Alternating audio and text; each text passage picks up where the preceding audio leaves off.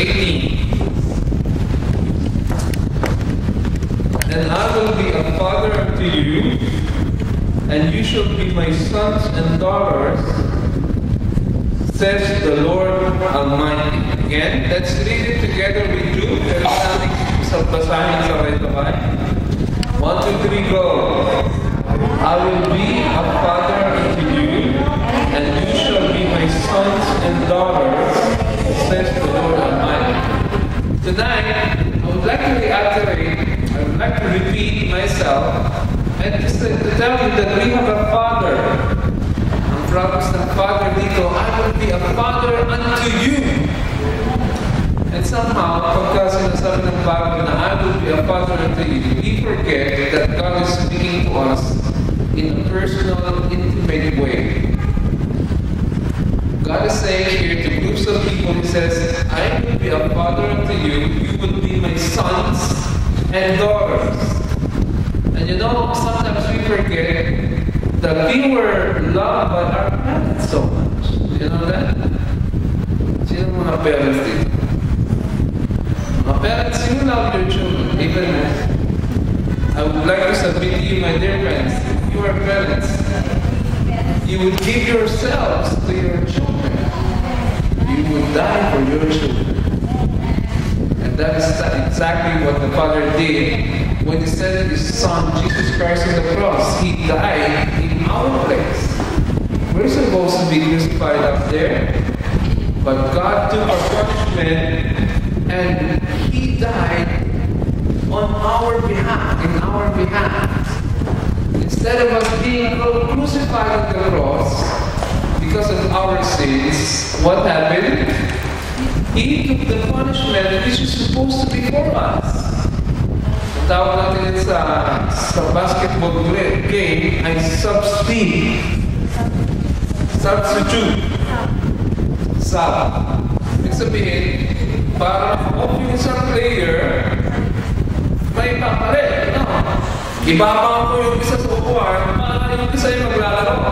Diba?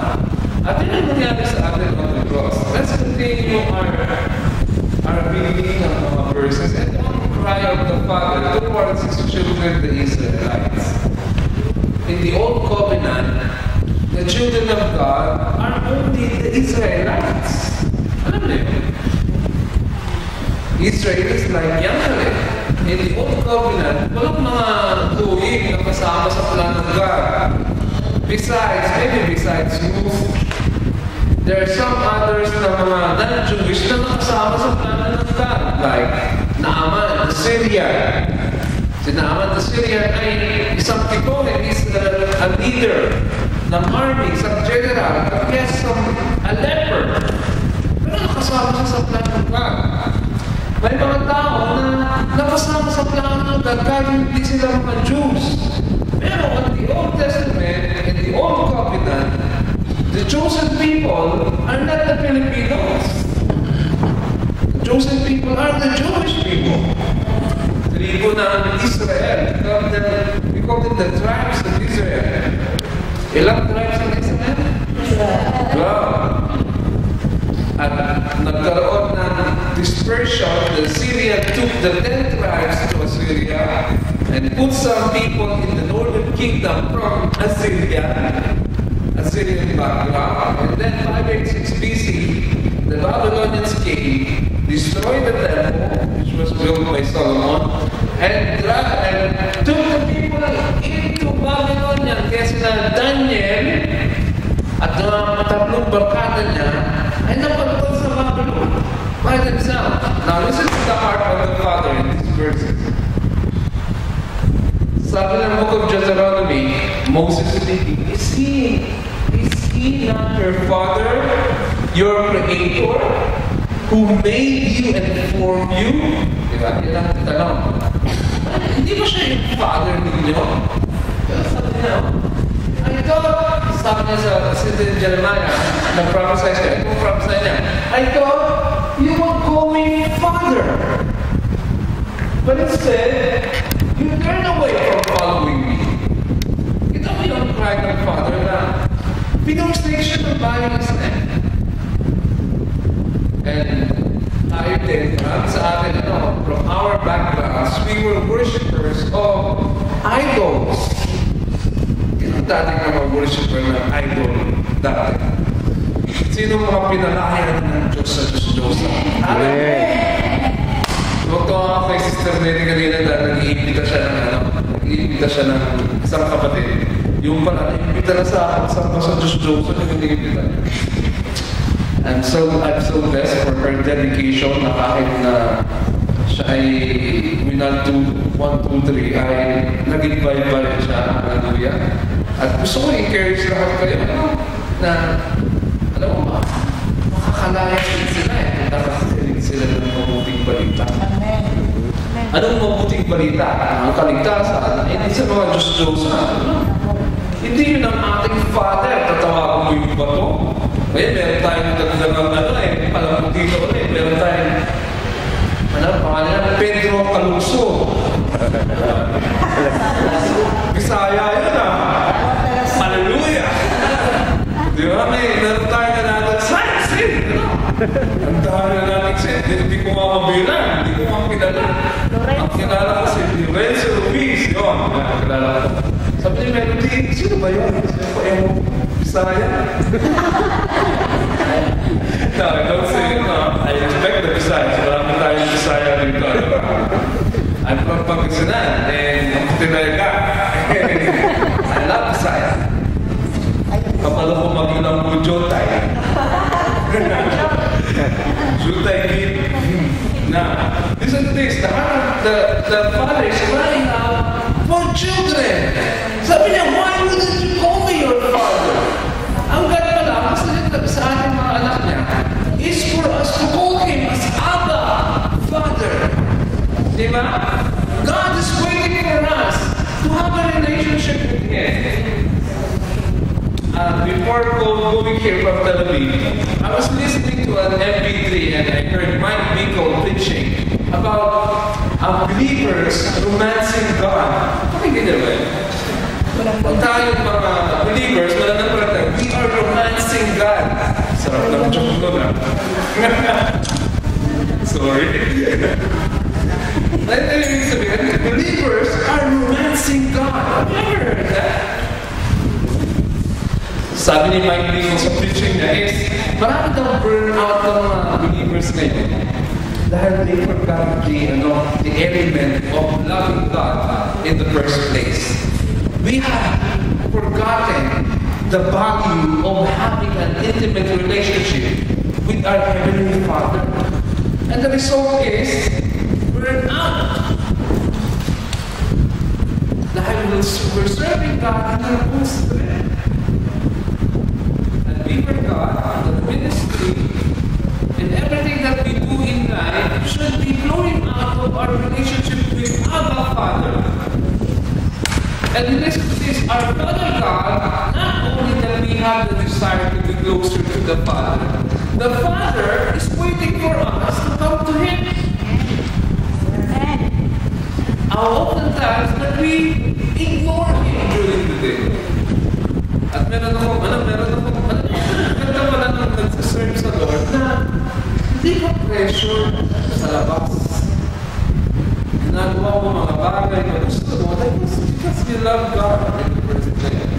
You love God, so you share your belief to other people, to unbelievers. Kaya you love Jesus, so you want others to be saved also. Gusto mo silang makalaya sa mga Diyos-Diyos, sa talikala ng mga kung sinong santo. Kaya gusto mo silang makasama natin dito sa fellowship. Amen. Amen. Hindi dahil sinabi ni Pastor na, ay, kailangan, sabi ni Pastor tayo mag-evangelize. Because you love God. I didn't talk to invite somebody na nagsasama sa Diyos. She did it by herself.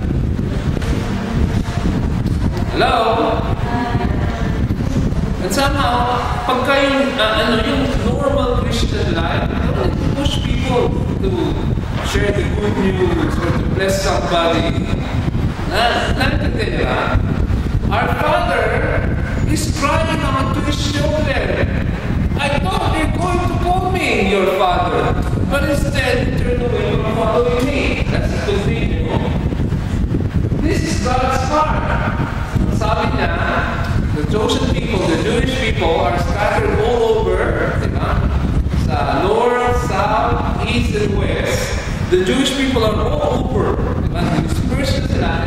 This is what it says. I will say to the Lord, give the Israelite now to the south. Do not hold them back. Bring my sons from afar and my daughters from the ends of the earth.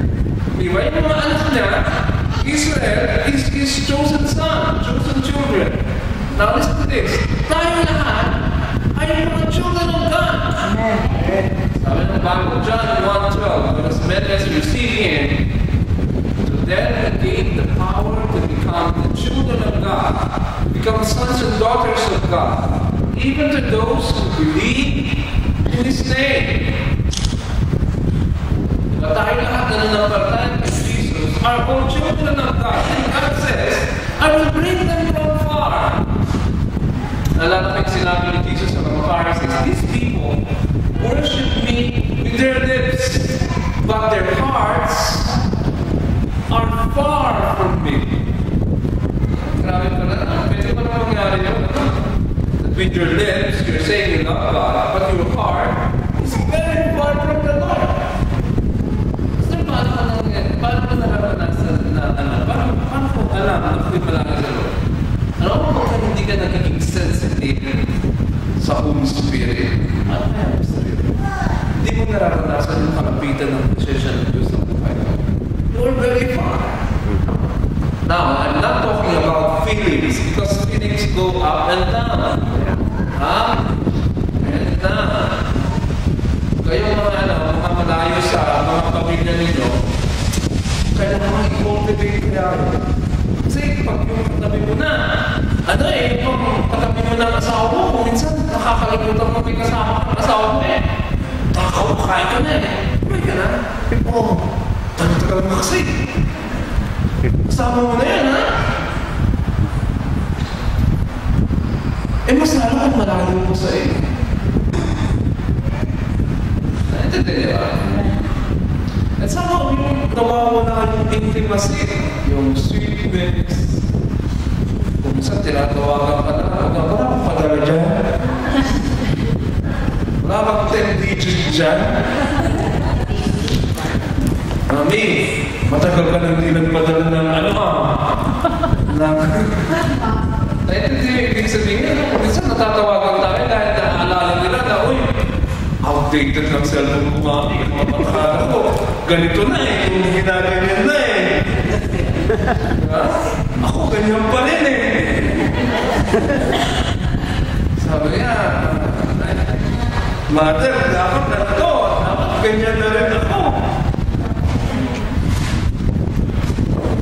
Nawawala yung sensitivity kasi yung closeness ng family members to one another.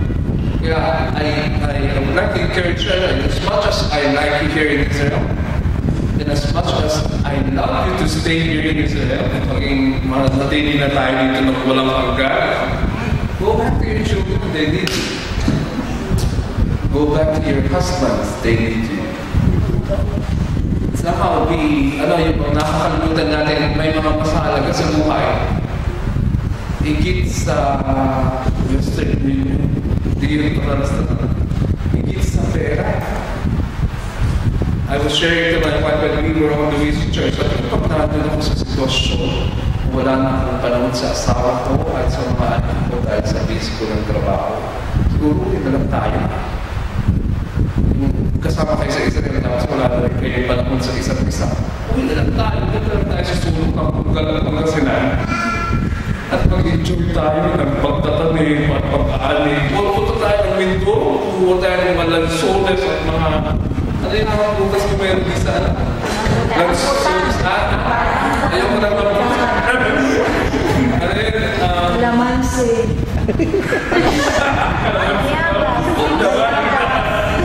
Ano yung sinigwelas, di ba? Gusto na mga gano'n. Di ba? Tapos pag ako nasa Mindoro, gusto kong maglamoy sa baha. Nakasama ko, pamilya mo, Now, it's sad to say, pero sa Israel, may mga pamilya nagpakamartir na gusto tumira sa Israel. Wala na sila pan sa isa't isa. Sabi ng mga anak, wala doon si nanay, wala doon si tatay, ang laptop ang naghihintay. Hindi yaya, walang yaya dito. Kasama sa plat. Kaya instead na yaya, ay laptop, ang subo. Tama. iPhone. I would like to say that that is not the case, but the truth is, yun ang nangyayari din. And somehow, nawawala yung intimacy. Nawawala yung pagiging malapit natin sa isa't isa. Now, listen to this. Ang God, gusto niya, He will bring those children from afar closer back to Him. Ito, ang context nito, I will bring them from the north, south, east, west, and bring them back to the land. So, ano kahalagaan ng land doon sa relationship with God? Sa Judaism, ay parang Islam. Unang paniniwala nila, there's only one God. Kaya meron silang confession na Shema. Shema Israel, Adonai Eloheinu, Adonai Echad. Una yun. Pangalawa, meron tayong tinatawag na Torah. Yung sinulat ni Moses. Meron tayong Tanakh. Meron tayong Torah. Doon umuukot yung buhay nila. At tapos yung pangatlo, ang promise nila ay land. Alam mo ba lahat ng mundo ay tinatawag ng Lord pabalik dito this land? Tinatawag sila ng God mula sa Amerika. Ayaw lang liwanag sa Amerika dahil nandun si Kumbingan Obama. Nandun yung mga businesses nila. Mayaman sila sa Amerika. In fact, sila nagbabat na ng pera dito.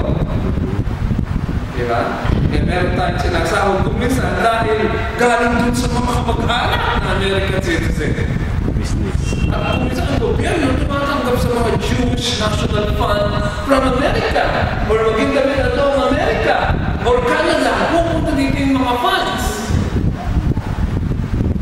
Praise the Lord. Dahil kung walang gano'n, wala kang sahod kapatid. O yung kapag-anak mo, ang bank-account niya, meron siyang mag-iit na bank-account dito, pero yung employer mo, meron siyang bank-account doon na napaka. At kung minsan, pag sa mura na transfer lang yung pera. At marami sa inyo, alam ko na alam nyo yung amount ng pera ng matanggalin nyo kung magkano pumapasok ito. Now, listen to this. Tinatawag ng God sila pabalik sa land. Bakit? In this land, doon sila mag-commune, di ba? Ito yung place where parang ano yung sanctuary nila ito. Ayaw ng Lord na mabuhay na mamatay sila sa Amerika. Gusto ng Lord, bumalik ka dito, dito ka mailibig. Kaya marami sa matatandaan natin, American Jews, nung nagkakita na natin, hindi na makapag-business, umuwi na dito. Alam nila, malapit silang mawala sa daigdig, ay gusto na makapag-aliyah. Dahil gusto na mailibig, hindi sa Amerika, hindi sa Europe. In the Holy Land. Let's see. Yan ang parang ng God. See? Ang fatherhood ng God is very personal. Ngayon, meron tayong mga maling pagkakaunawa about fatherhood. Alam natin, father is inanakan yung isang babae, kaya tatay na siya. Totoo ba yun? Hindi, di ba? Napapalik sa misconception. Maraming nag-aanak lang, kaya meron tayo mga nagkakamaling namin dito na tawag natin sa kanila, single moms. Diba? Nakakala nila, ang kirtong lalaki ito, nung nakuha na sila, lumayas na. Demonyo pala. Kaya may mga single moms na dahil may mga gano'n. At hindi itong father yun, di ba? Ito ba yun? Itong father, nandyan, hindi yung nilalayasan ka na, pagpipit na siya, ay, yung panagutan niyan, bye-bye. Hindi yung father eh. Tama. absentee father. May dalawang klase ng absent na father. Tulad ni Brother Edson is an absent father and Brother Ephraim is an absent father. Ibig sabihin, wala doon sila physically sa kanilang mga anak. Naintindihan niyo ba? Amen. Yung pag-absent father, wala ka doon. Wala ka literally na doon. Meron pangalawa na absent father na nandiyan na siya, but he doesn't care. Ito na. Yun ang susakit. Na nandiyan kasama mo, pero wala kang kwenta sa kanya. Nasa na, di ba? Mas may yung nasa abroad. At least, alam mo nasa abroad, at every katapusan ay meron ka na natanggap. Ibig sabihin, kitang-kita mo yung pagmamahal niya sa iyo. Pero ang problema, kung nandiyan siya, pero wala kang pakialam sa iyo, parang hindi yung father. Meron bang gano'n, kapatid? Marami. Meron. Marami. Ito, ang father ay hindi magkukontrol.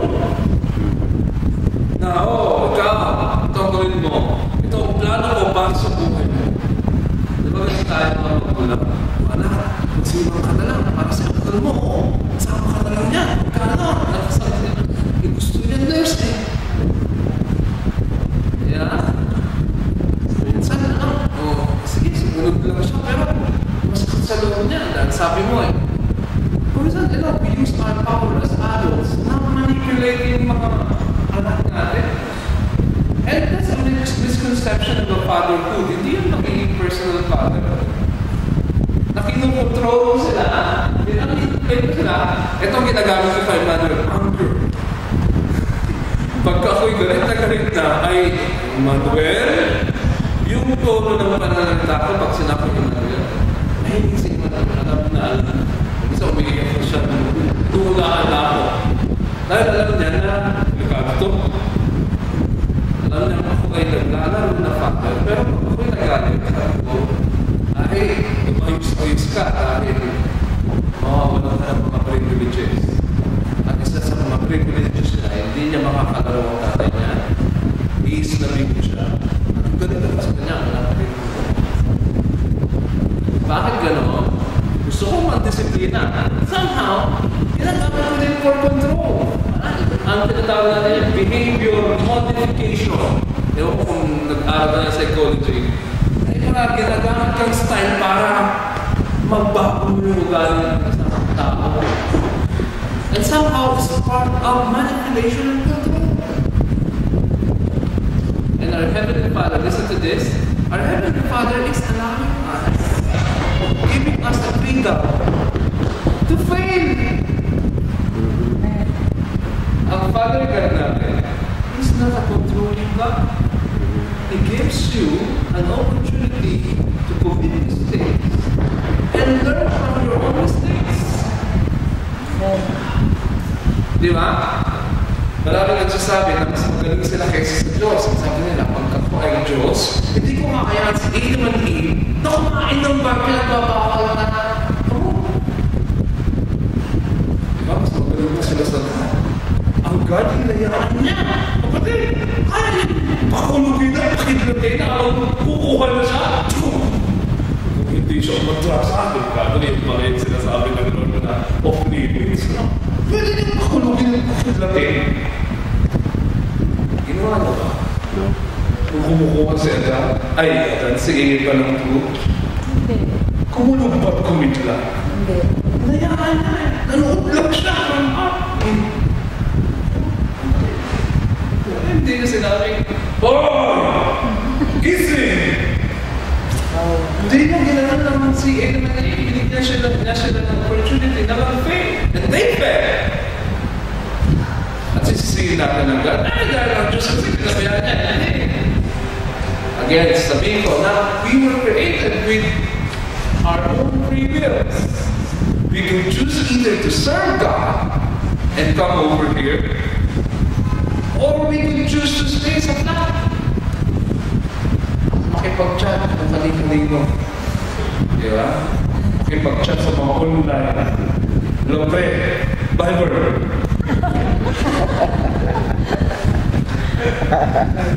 The father in the Bible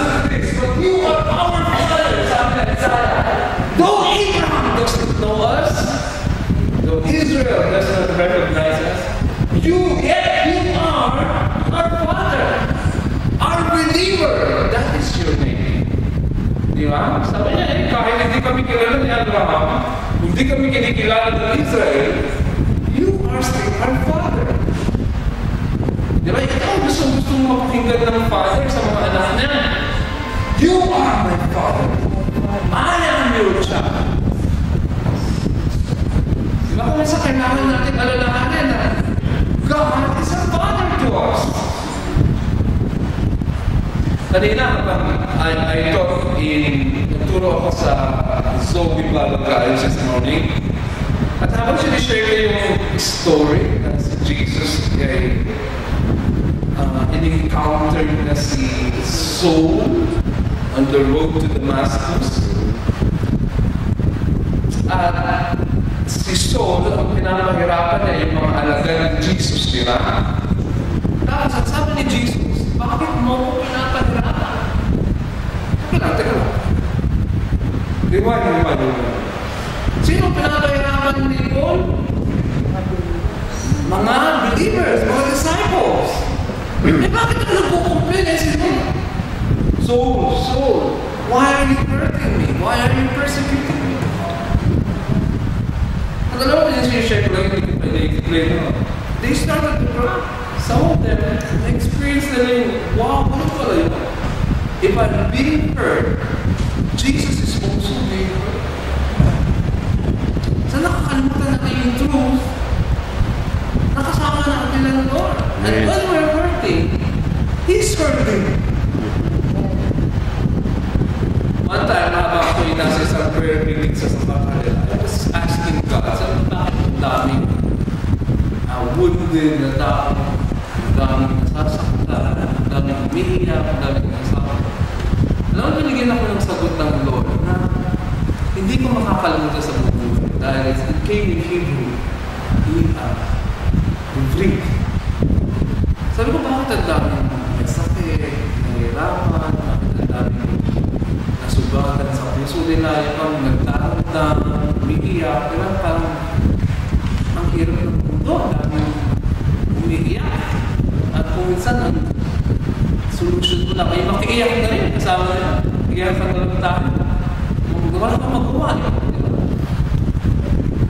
hindi mo mabago yung circumstances, kaya mag-iyak ka na lang.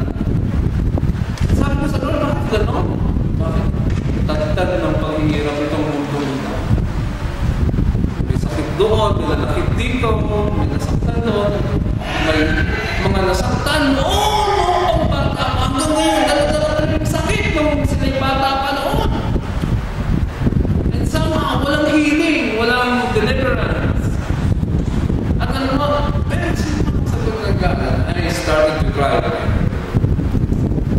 Came in me protected to it. Ano sabi niya? Hayiti siya. Hayiti siya. When they were hurting, I was there. When somebody abused them from the past, I was crying with them. There at the time.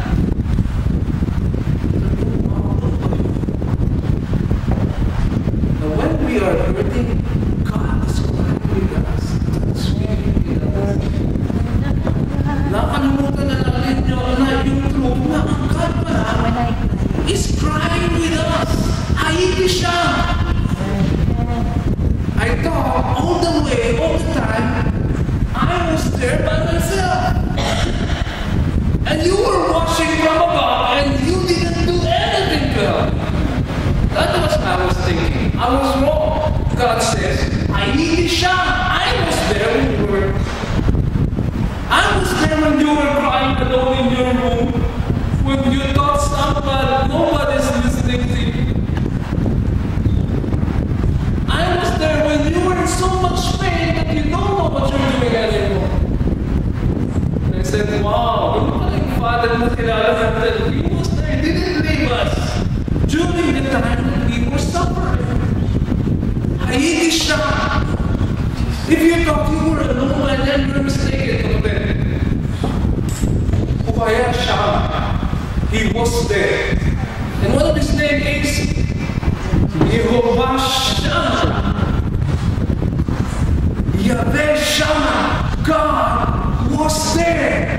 the Lord was there. You were never alone. Lord. Kung akala mo nag-iisa ka lang, you were never alone. Akala mo lang. He didn't leave you even that time, even when you didn't know Jesus yet. He was there through your pains. He was there through your suffering. And He was trying to cry with you, and you didn't know Him yet. You thought He was watching you from above. You didn't know when you were inside your room and you were crying by yourself, God is crying with you. Please don't forget the word. Aidisha. I was there. God told me that He was there. You were never alone. Fatherhood is active and ongoing. Fathering is that single act.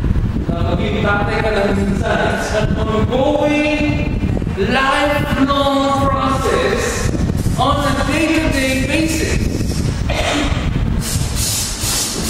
Actually today, I'm repeating myself over and over because this message has transformed my life.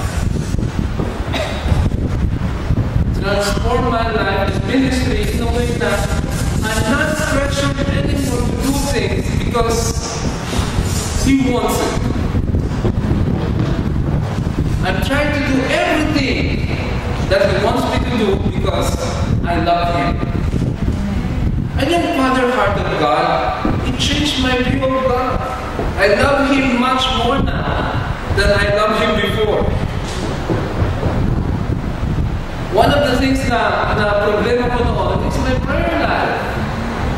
At na-share ko sa mga prayer team na, minsan pag ako'y nag-pray, inuurasan ko sa sarili ko. Kapag pray na ako, talaga na, pray ko na Pilipinas, mga pangulo, mga kamag-anak ko, mga hindi pa nakakilala sa Lord. Tingin ko sa ito, 7 minutes pa lang. Tagal na nag-pray. 7 minutes pa lang mamanda. Tapos kinakalog ko yung relo ko sa masigaya ka ito. The truth is, I was bored. Now ask me now, hindi, nung na-understand ko yung love of the Father in my life. I'm always praying. I never stop praying. Dati, inuurasan ko yung sarili ko. Hindi na ako nag-pray, ha? 7 minutes, dapat gawin yung 10 minutes ang prayer ko. Oh, now, all the time I pray. Minsan, may nagsabi sa akin na si Pastor hindi nag-pray pag nag-preach. Pastor hindi nag-pray pag nagtutulog. Thank you, sir. Alam mo, answer to Lord, I'm always praying. Minsan yung mga iba nag-pray, pagkatapos mag-pray, ang nasa isip na ibang bagay na pagkatapos. Listen to this. The real prayer is lifestyle. Ito sabi ni Paul. Pray without ceasing. Tagalog ko. Manalangin na walang makalit. Ngayon, pag ang pananalangin mo yung pipikit ka, tapos ang ending ng prayer mo ay in Jesus' name, tapos pag in Jesus' name mo, ibalik ka na sa dating routine mo, at hindi wala na sa utak mo ang Lord, you stop praying. Thus, you are disobeying God's command. Ang sabi ni Paul, ang sabi ng God through Paul, pray without stopping. Listen to this. Pagka alam mo na ang presence ng God ay nasa lahat ng dako, you are praying. Di ba? Kung naman mag-click, magla-like sa Facebook, tapos alam mo na pinapanood ka ng Diyos, you're praying! Totoo yun! Manonood ka ng drama na pamuhay itong teleserye, tapos iiyak ka, tapos alam mo na nanay ng Lord, kasama mong nanonood. You are praying! Now listen to this, pag ang prayer ay dapat nakalukod at nakataas ang kamay, tayo lahat ngayon hindi nagpipray. Nakakita kayo guys,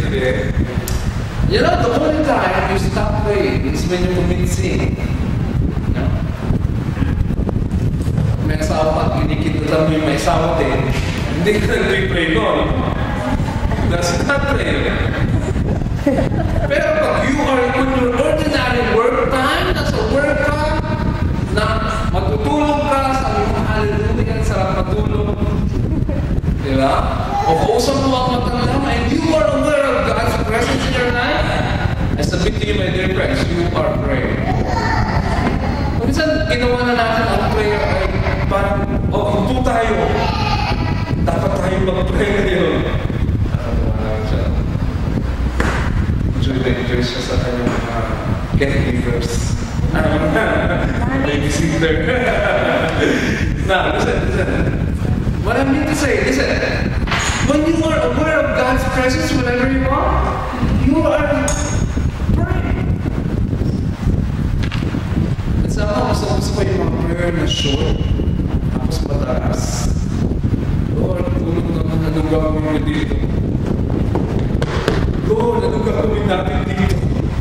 Anong advice mo sa akin? Diba, when you ask God, it's difficult circumstances such as this. You are praying. Lord, paano natin isusolve ito? Look unto God as your partner in life. No, huwag mong sasabihin, Lord, bigyan niyo ko ng wisdom. Na parang nasa taas siya. At bibigyan niya ng wisdom. Sabihin mo, sabihin mo, Lord, paano ba natin isusolve itong problem na ito? Amen. Listen to this. When the Father is not there, nagdidibigyan tayo ng orphan heart. Kita niyo talaga, orphan heart. Ang orphan heart is an empty heart.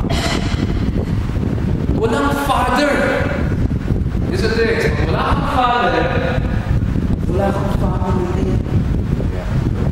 Kaya may wala akong kamakilala sa Israel. Bakit naman kang dyan?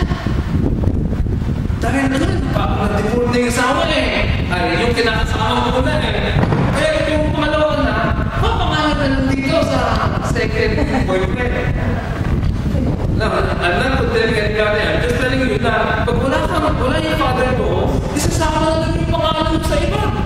Pilitin na lang natin dyan. Kami na rin natin kirapla yan. Di ba? Isipasama ka na lang. Why?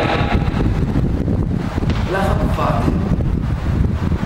Ito din yung ayaw sabihin. Ako minsan kayo, yung iba, o yan, akin na nung sa anak mo. Ipangalan ka na sa akin. Gawin na lang natin patoktoy. Di ba? Patoktoy na ang palito niya. Wala ngayon, patoktoy na. Na-process na yung papel, na-lawyer na, na-DSW na, hindi niya patoktoy na. Bakit nagiging gano'n? Walang family name? Walang father.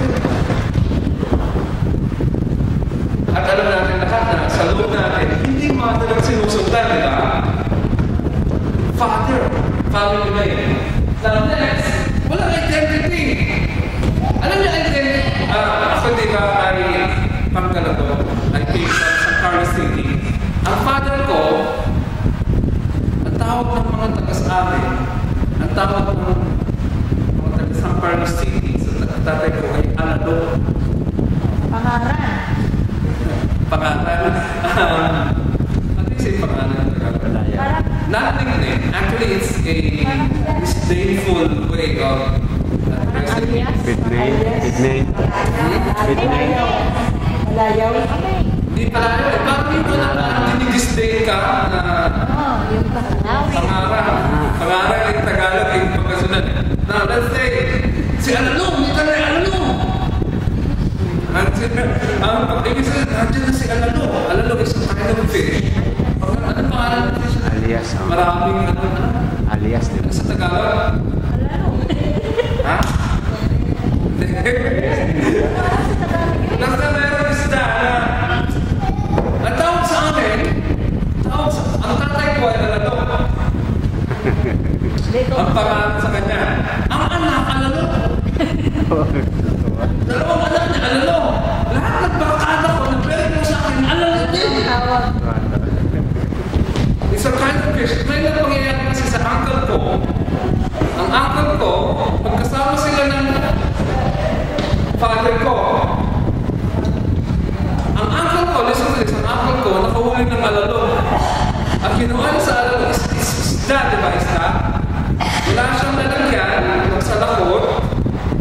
Kaya ang ginawa niya, nilagay niya sa bibig niya. Pinagat niya, lumundag! Kaya inoperahan sa uncle ko, ano sa alam ko? Oo, bakit kaya yun? Matinig yun! Inoperahan sa uncle ko. Kaya pag magkasama sila ng uncle ko at ang tatay ko, ang tinatawag na alalo ay ang tatay ko dahil ayaw nila sabihin sa uncle ko. Alalo! Actually, ang pinamalingan ay si uncle ko. Ngayon, dahil ang tawag sa kanya alalo, pati ako alam ko din. Bakit ka pangalan? Sabi alalo. Yun ang naging pangarap pa, ano? Yan ang bansat sa akin. Yan ang alalo. Alas ako eh. Yun ang identity namin. Yun ang identity namin. Natoon. Yan na. Yan na siya. Ang pirata sa amin, sa Carlos City ay dalawa. Meron tayong tinatawag na white collar job, yung mga nasa bangko, white collar. At may mga brown collar job, yung mga nasa field. Actually, dapat blue, di ba? Brown, dahil brown dito sa collar nila. Very good. Bakit sa iba? Mga we're farmers. I came from a farmer background. Marunong akong mag-alala, magbuliglig. I'm a farmer. Marunong akong sumakay ng kalabaw. Farmer ako. Kahit ipirahan niyo ito, aking butong farmer yung lalala. I came from a farming family. Palagi kaming, minsan ilang hours ako nasa field. In the midst of a rainstorm, nandun ako nag-aaral ako, nagbubuliglig. Buliglig ba talaga? Yung parang, meron na kami nagdardin ko na, ay hindi na yung baka na ay kalabaw ikot meron kami Ang tractor. automatic. Ang tractor. I hope you understand. I came from there. That's my identity. Until ako'y, nag-college na, sabi ko, ayaw ko na mag-farm, mag-resign na ako. Yung parang nag-change ay ako, ginaya ko ang tatay ko. Ang father ko, sabi niya, hindi ako mabubuhay sa farm. So I left farm, nagtrabaho ako sa Union Gas. Kaya imbis na, pananim, ang inahawakan niya, imbis na tao, ang teritoryo niya, nasa ano na siya rin, imbis na field ng teritoryo niya, nasa Union Gas na siya, medyo saucy na siya. Ang mga buti na may yung ginagawa niya. Dahil sa kanya, walang pera ko. Somehow, dahil gano'n ang father ko, nung ako naging college, ayaw ko na rin ng farm. Gusto ko, saucy din, para si tatay. At parehas kami ng kuya ko. Umalis kami ng farm, sabi namin, hindi kami mabubuhay dyan. Parehas kami nag-venture sa ibang outreach, ibang mundo. Iniwan natin yung aming legacy, identity as alalo or farmers. Iniwan na natin na that we became another people. Ginaya namin, see? Tatay. Nasusunod niya? Opo. At saan mo, ganun tayo, yung sinusunod natin yung father natin. Gawin yung gusto niya gawin, parang na-attract tayo dun sa kanyang gustong gawin. Na, ang isang orphan, ano ba ng karapatan sa isang bahay? And again, wala siyang mamanahin. Diba? Unless ikaw ay adopted child. Sabi ni Jesus, I will not leave you orphans. I will come to you. If you are an adopted child, yung heart mo ay hindi empty. You will be filled with the love of the Father. Hindi ka magiging orphan. Yung orphan, empty yung heart nila. Wala silang space for love. Kung minsan, they find love in the wrong places. Pero in this days, yung isang bata na puno-puno ng Father's love, hindi siya makakamali pag siya lumaki. Nandun yung guidance, nandun yung kompleto yung iyong fatherhood, yung meron tayo. Ewan ko, nakakalimutan na kayo ng kwentong ganito. May isang dalaga, binata, Natagpuan niya na tatay-tatayan niya, hindi niya tunay na tatay. At ang tatay niya, ang totoong tatay niya, laseko, drug addict, pusher, at kung ano-ano, yung talaga pinata, gusto niya pa makasama yung tatay. Sabi ng nanay niya, yung totoong nanay, ay, masama ang pamumuhay ng tatay mo. Sabi niya, hindi. Gusto ko siyang makasama. Nakalinig na kayo kwento ko. Na pipiliin ng dalaga o pinata na makasama yung kanyang truong pato. Ano yung ibig sabihin? Alam na kung bakit gano'n? Nailoko tayo na magkaroon ng pato. At somehow, pag hindi na-feel yun, hinahanap natin yung love sa iba. Kaya yung mga dalaga na walang father sa buhay nila, kung minsan ini-interpret nila yun, na yung mga binatang yan, hindi pwedeng substitute dun sa na-miss nilang fathers na. Kaya marami sa kanila, hindi papariwara. Dahil missing yung father sa buhay nila. Now, let's continue. Kung ikaw, adapted child, di ba? Nagkakaroon ka na full name. Hindi ka sinasabihin na, sige, pag-ibig lang natin yan dyan. Meron kang legal name. May first name ka at family name. Next, meron kang identified in the family. Katulad ko, I belong to the family of Alado. Until now, I still remember that I belong to that family. Yun ang maganda sa mga believers. Meron akong pamilya. Kaya hindi ako naniniwala sa mga grasshopper Christians. Dito muna ako. Pag na-offense sa preaching ni Pastor, doon na siya ulit sa kabila. Ay, parehas din pa rin ito ng pastor na pinag-ulit. Tapos doon na siya ulit sa kabila. Nang hindi ako naniniwala na nakapag-lipa. Tawag grasshopper.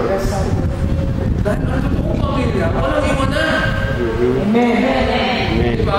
Minsan nag-aaway tayo. Normal lang yun na nag-aaway tayo, diba? Totoo ba? Sa isang pamilya, minsan nagpapamayan kayo ng kuya mo, ng ate mo, nag-aagawa ko kayo ng kung ano-ano. Pero, nangyayari lang yun sa isang pamilya. Now, listen to this. Si Meredith, yung kinakain na kukunin ko. Nagkakaroon ba ako kukunin? Pwede sabihin yung hindi. Pero kung nung niya yan, akin din eh. Ibig sabihin, okay na. Pamilya. Nasa pamilya. Nasa niya tayo ibig sabihin, if you belong to a family, okay na. Hindi pa laging tahimik sa pamilya. Meron tayong mga gira paminsan-minsan, nag-aaway yung mga bata. Kung minsan, ito, mas pamilya, makakanda na nag-aaway pa din eh.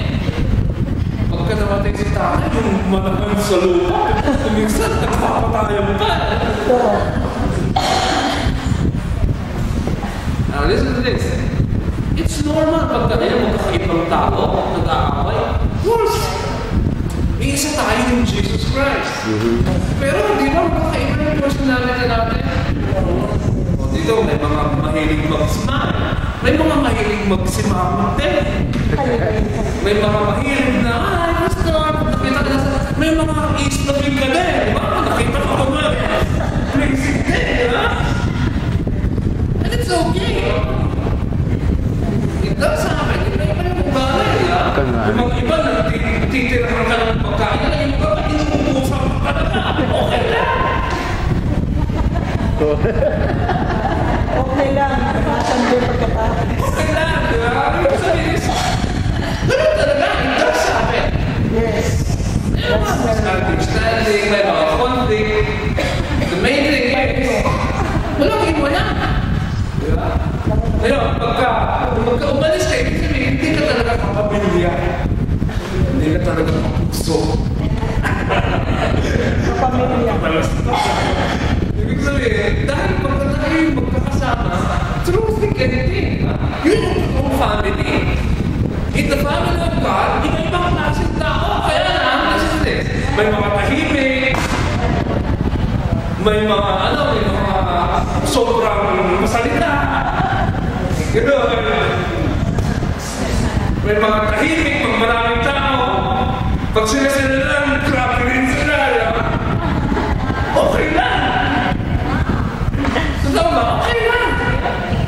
The main thing is, you are identified with one family. May gusto ko yung mga we are one family. We have one mission.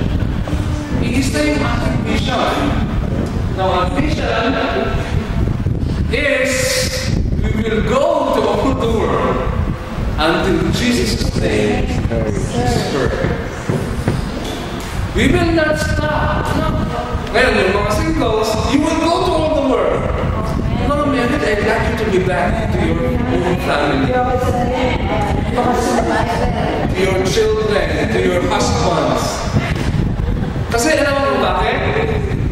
Maikli lang ang panahon eh. Yes. Ang edad natin hanggang 120 lang. Amen. Amen! O, pag 60 ka na, pag-ship ka na, Kalahati 60 na naman natin sa buhay mo. O 70. Di ba? Hindi na mahaba yun. Diba? Nag-apply kami ng resident status dito sa Israel 2 years ago, 2 years and a half years ago. Parang alam sa pagkakita namin, sandali lang, parang kahapon lang kami nag-apply. Yung 2 years, parang sandali lang, parang kahapon lang tumahan. Now, listen to this. Yung panahon na hindi mo makakasama yung anak mo, namimiss na yun. At listen to this. Hindi mo na kaya maibabalik. Di ba? Na-lose mo na yung time na yun, na you can blame your children.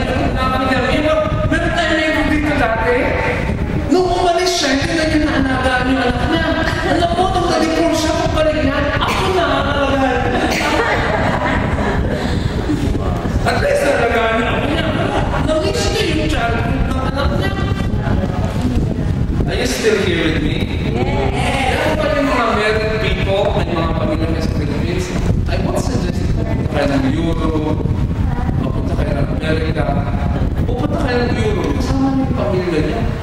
Hallelujah. Hindi yung pupunta ka lang mag-isa. Hindi mo naman dala yung mga anak mo. It's mine. Give it to me. Meron kang, if you are adopted, you have rights, at meron kang inheritance. Let's do it. Ito ang sabi ni Paul. Sabi ni Paul, ang Father natin, sa kanya lang muna ang lahat ng families in heaven and earth. At sabi niya, lahat ng families, nakuha nila ang pangalan nila from our Father.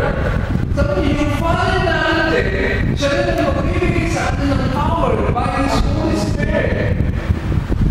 The Father God Himself sent His only begotten Son so that He may dwell in our hearts by faith. Also, the Father wants us to be rooted and established in love. Isa sa mga characteristics ng God, He is love. Kaya kung nakita mo yung isang tao sa kapatid, He's walking in love. He is in God. Diba? Pero pag yung isang kapatid is walking in hatred, he's not in God. Diba? Sabi ni John, nakakalimutan yung pagsabi niya, if you love God, it means God the Father is in you. If you love other people, if you don't love your brethren, sabi niya, that means God the Father. You don't know the Father of God. Sabi niya, so that you can understand how wide, long, how high, and deep is the love of Jesus Christ. And so that you will know that this love surpasses all knowledge. This is mga prayer ko, the difference is to experience your divine kind of love. I would like to love more people into Christ. Ito yung sabihin. You know that you can love people into believing in Jesus Christ? Minsan kasi, ang start natin ng evangelism ay meron tayong formula. So, dapat sasabihin natin, four spiritual laws or Roman roads.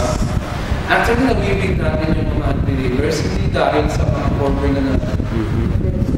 Nag-ibig natin sila, we care enough that we love them into Christ, to believe in Jesus Christ. Minsan, ang formula natin, strategy ang ginagawa natin. Wala tayong tutulong. Pag wala kang tutulong, ano mo dadala sa dahil ang nasa sa'yo lang, strategy lang, galing ka lang mag-invite. Pero once they saw the genuine love, they couldn't resist it. Diba? Hindi mo ma-resist yung taong totoong nagmamahal sa iyo. Hindi mo maintindihan. Listen to this. Ang sabi na, ang last na gusto kong hilingin, this is my prayer request, sabi ni Paul, for the Ephesians, sabi niya, last na gusto kong hilingin sa Father, ay mapuspos kayo ng God Himself. Hallelujah! You were filled with God Himself. Sino kaya sa atin ang nag-desire na gano'n? Nung maranasan mo yung kapuspusan ng God, the fullness of God in your life. Isn't that how prayer in my own life? I want to be filled with the love of God. Dahil kung minsan yung ministry ay ano lang, shallow. Ano yung shallow? Mababa. And sometimes we don't minister into the inner depth of the human being dahil we're lacking into love. At dito lang tayo nag-minister, the top level, sa mind. Ako gusto kong ma-reach yung sa loob. Yung spirit. And the only way we can do that is the fullness of God. The fullness of God comes when you are filled with the love of the Father. At yung mga tao kagalit ko dati, hindi naman kagalit ako nagalit sa akin. Nagalit ko in return. Alam mo, I've seen this weak people na kailangan na halina, tumulong ng mga. At parang nakita ko sa sarili ko, I was not there to offer that kind of love when they were crying out for that. And this time, I would pour out God's love into them. I reacted in a way that is not necessary. Kung nga rin, nag-attack sa iyo. Yung nag-attack sa iyo is a weak person leading somebody. I have a conviction na nakikita ko ni Joe's Meyer. I still have it in my heart na hurting people, hurt other people. Pagka mayroong taong mananakit sa iyo, nakapaka ka to. Someone is verbally attacking you or verbally abusing you. Nakapaka ka sa mga alam mo kung bakit ako naman? He's a hurting person. And a hurting person has only one thing to do. Hurt another person. Kung sinasaktan ka na, sabi ko, Jesus na mga mali ko is, imbis na i-pour out kayo na, doon sa natin sa akin, ay, nilitaragin dito. Ano nangyari? Mas magrabing ako eh. Di ba? Usap mo ng gas yung apoy, hindi magkakiliyari. Di ba? Usap mo ng ng putik. O buhangin, di ba? Dahil kung minsan, pag tubig din at electricity, kung saan ako, electricity yung source ng fire, tapos pinusap mo ng tubig, pinalala mo ulit yung naintindihan niya ba? Isa kailangan natin na tunay na lahat para mahinto yung ito. Now, listen to this. I'm going to end this verse. Sabi ng God, come out from them and be separate. Listen to this. Sabi ng God sa kanyang mga tao, you need to come out from this kind of people. May mga tao na, alam mo yung they have defiled mind. I'm going to define that to you. Defiled mind is yung galit sila sa Diyos. Hindi dahil may pangyayari na galit sila, ayaw nilang maniwala sa Kanya. They don't believe that God exists. Ayaw nila sa idea ng God. Ang sabi ni Paul, kinuha niya rin lang ito. Sabi niya, get out from among them. Huwag kayo makakain sa mga makamundo, sabi niya. Na walang Diyos sa isip nila. Get out from among them. At sabi niya, be separate. Ayun, hindi niya sinabing be separatist. Na maging solo ka na lang sa sariling buhay. At sabi niya, maging separated ka. Walk a holy life. Isa sa mga dahilan kung bakit gusto ng Lord that we will live holy, it's not for Him. It's for us. Let me say this. Di ba isa sa mga sabi ng God, huwag kang makamalun niya. Basta niya ba yan? Sa English, you shall not commit adultery. Huwag kang makamalun niya. Ngayon, akala natin, para ng mga believers, ng mga worldly, na ayaw ng Lord na gawin ko yan para hindi ako mag-enjoy sa ibang babae. Killjoy ang God. Ano sa totoo lang? Hindi siya killjoy. Ayaw niya na magkaroon ka ng AIDS. Kaya ka na pinagpawalan na gusto niya mag-stick into one ka lang. Ito yung sabihin. Dahil kung ka may extramarital affairs ka, baka one of these days, makapick up ka ng HIV virus at ikaw patay mo. Ganun ka kamahal mo na Diyos. He is asking us to obey so that we will be free from any danger that adultery might bring. Nasundan niya ba yun? Ayaw, nasusundan niya. Nakakala natin, yung pagpibigil ng Diyos sa atin is against us. No? It's for our own good. Let's say, sabi ng God, thou shalt not steal. You shall not steal. Bakit? Pag nahuli ka, Kulong. ayaw niya, ikay nasa kulungan. Ay, gusto niya, don't steal. It's good for you. Ang ibig sabihin, yung commandments ng Lord, hindi dahil stricto siya, galit siya sa atin. Yung mga commandments niya are really for our own good. Nasusundan na natin yun. Why do we need to love our neighbors? Dahil pag ikay na kailangan, yung neighbor mo din tatakbuhan mo. At pag hindi mo yan nila, pag nag-sow ka ng another thing, anong marinig mo? Same thing what you sow. If you sow blood, you will reap blood. If you sow hatred, you will reap hatred. Now, this is sabi niya, says the Lord, touch not the unclean thing. Bakit ayaw niyang marumihan tayo? It's for our own good na tayo malinis. Are you getting this, mga kapatid?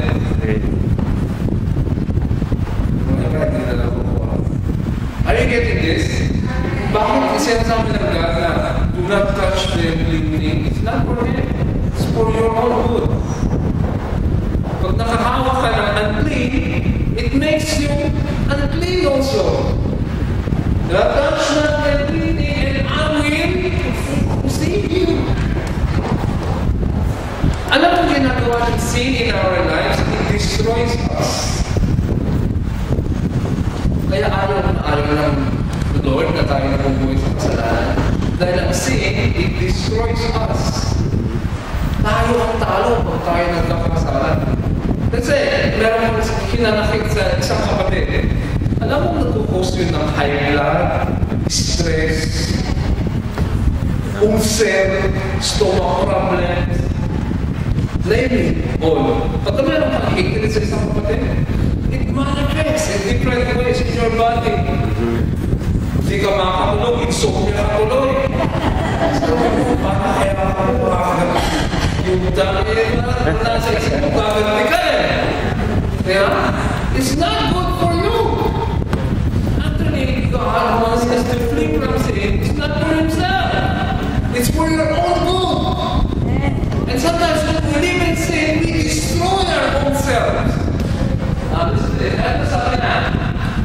if you take away the unclean thing from your life, I will be a father to you. Parang ibig niya sabihin, dahil may mga baggages ka sa buhay mo, you cannot know me as your own father. Bakit hindi ka nagiging close sa iyong father? Dahil marami kang daladalan eh. Ang dami mong baggages eh. Ang mga kasama mo hindi ganti. Ang mga hinahawakan mo ay hindi dapat para sa iyo. You're walking in sin. You are destroying yourself. Kaya hindi mo na-experience yung fatherhood of God. Sabi niya, if you come out from among them, if you don't touch them, thinking, I will receive you, and I will be a father unto you. You will be my sons and daughters. Listen to this. Ang gusto ng God is we will experience the fullness of the Father's love. And somehow, yung mga blockages sa heart natin, yung unforgiveness, diba? Yung lack of love, yun ang nagiging hindrance para hindi mag-manifest sa life natin. Yung fullness ng Father's love. Tonight, my dear friends, I have one prayer request na gusto kong dalhin niya sa pag-uwi sa plato. Father, I would like to know the depths of your love in my life. You know, that is still my prayer until now. I would like to love more. I would like to fall in love more with Jesus. I would like to know the Father more in my life. And I keep on praying, Father, I would like to know the depths of your love. God bless you, my dear friend.